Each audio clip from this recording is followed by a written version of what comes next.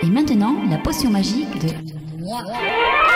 Pollution, hormones, OGM, glutamate, sucre, bisphénol, trop aspartame, de mélaine, Monsanto. industriel. Mais où allons-nous? Bonjour, c'est donc reparti pour touiller devant vous une potion doublement magique. Je vais vous parler des jus de légumes frais. Je dis doublement magique en fait parce qu'il s'agit de végétaux frais et crus, ce qui est déjà en soi la base du régime alimentaire idéal des humains, mais aussi parce qu'on les boit, et on les boit débarrassés de leurs fibres insolubles. Alors voyons ça de plus près.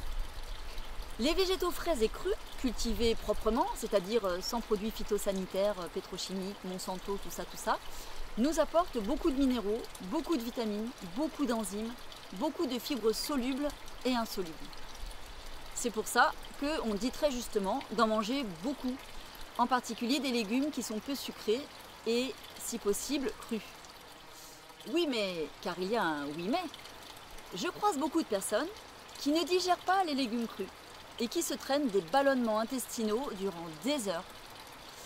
Eh bien, il faut savoir que leur ennemi n'est jamais le légume en fait, n'est jamais le légume lui-même, mais juste ses fibres insolubles. Car ces personnes ne possèdent pas un microbiote suffisamment riche en bactéries spécialisées dans la digestion des fibres. C'est juste ça le problème.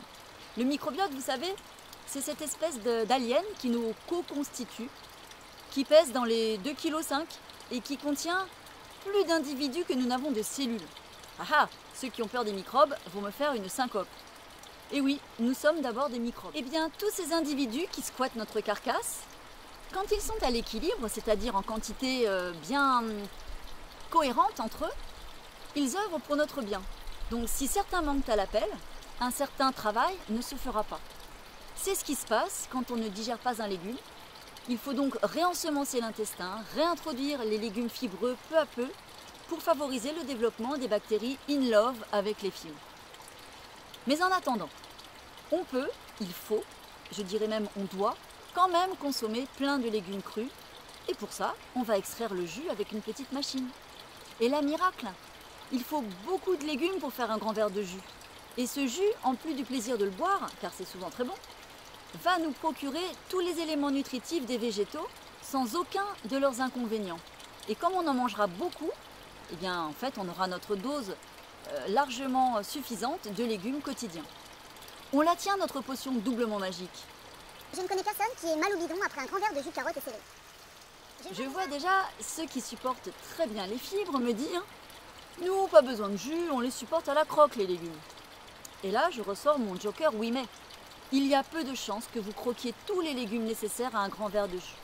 Donc, peu de chances que vous bénéficiez de l'ultra-reminéralisation, des giga-apports vitaminiques, de tous les enzymes présents et indispensables au maintien de notre homéostasie, un concept que j'ai expliqué dans la potion numéro 2. Les jus de légumes sont alcalinisants en plus, donc ils luttent contre l'hyperacidité de nos vies trépidantes. D'autant que tous ces éléments crus sont donc inaltérés par la chaleur. Et comme ils sont séparés des fibres, ils sont digérés instantanément et assimilés tout aussi rapidement. Pas de perte, pas d'altération, car pas de fermentation.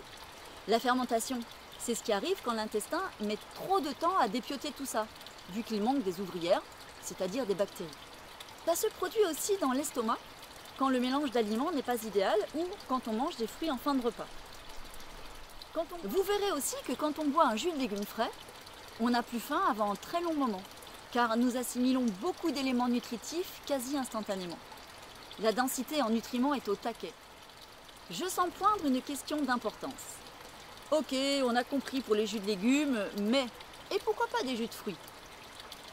Les fruits sont très riches en nutriments, certes, mais aussi en sucre. Si on les consomme sans leurs fibres, ça fait monter cash le taux de sucre dans le sang, et il faut alors beaucoup d'insuline pour gérer l'affaire. Occasionnellement, oui, bien sûr, régalez-vous. Mais boire du jus de fruits plusieurs fois par semaine peut créer à la longue un diabète de type 2. En particulier, il faut faire très attention avec les enfants qui mangent déjà trop sucré, ils mangent sans fibres et ça cause beaucoup de problèmes. Ça fera l'objet d'une nouvelle potion. Concrètement, comment on fait? Déjà, il faut craquer 15 à 30 € sur le Bon Coin ou autres petites annonces pour avoir une centrifugeuse pratique peu encombrante et facile à laver. Si c'est pas pratique, vous ferez 3 jus et basta. Donc vraiment c'est important de prendre un modèle moderne, adapté à la vie quotidienne. Ces machines pulvérisent avec une râpe, puis centrifugent à très haute vitesse de rotation. Et pas question d'acheter neuf, il s'en revend à l'appel par les personnes qui n'ont pas eu vent de l'intérêt capital des jus. Moi j'aime beaucoup ce petit modèle. C'est un petit modèle tout rond. Il est petit mais il y en a des plus gros pour les grandes familles. Et il est très facile à démonter, à nettoyer, il prend pas de place. Voilà, moi j'aime beaucoup ce type. Alors il n'y a pas le seul, en modèle rond, il y a plusieurs variantes.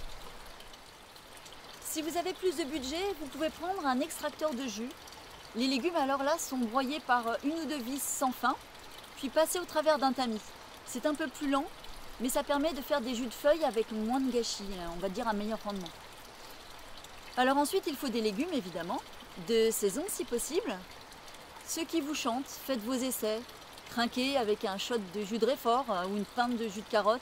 Mélangez carottes, betteraves, citron, gingembre, ou bien vous pouvez classer par couleur, un jus vert, concombre, courgette, poivron, fenouil, épinard, menthe, citron, ce qu'il y a sur le marché en fait.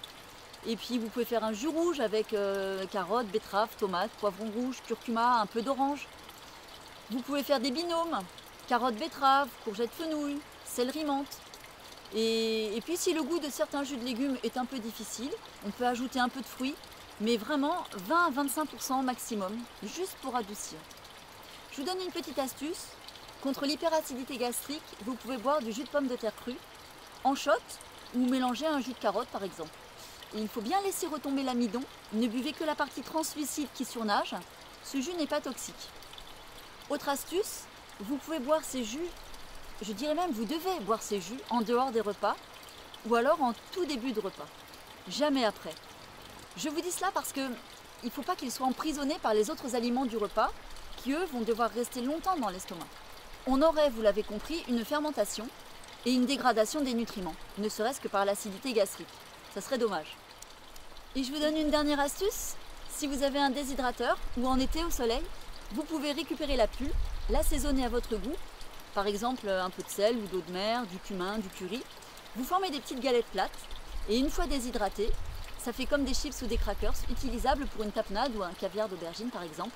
Et ça permet du coup de ne pas gâcher ces pulpes, surtout si c'est du bio, ça fait toujours mal au cœur. Voilà, je crois que j'ai largement débordé de mon timing. Je vous laisse partager dans vos réseaux pour que ça résonne. Et je vous dis à la semaine prochaine, en grande forme. Mon chaudron bouillonne déjà.